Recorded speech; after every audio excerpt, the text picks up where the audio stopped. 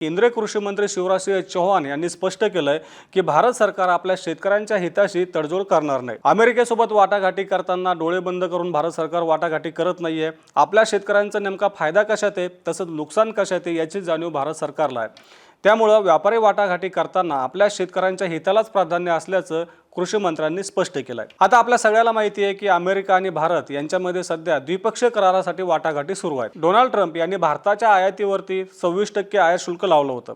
त्यानंतर भारतानं अमेरिकेसोबत वाटाघाटी करण्यासाठी तयारी दर्शवली, चर्चा सुरू झाली। आता दोन्ही देशांमध्ये व्यापारी करार करण्याची चर्चा अंतिम टप्प्यामध्ये आलेली आहे। जसजशी चर्चा पुढे येत गेली तसतसं अमेरिकेला नेमकं भारताकडून काय पाहिजे हे देखील पुढे येत गेलं।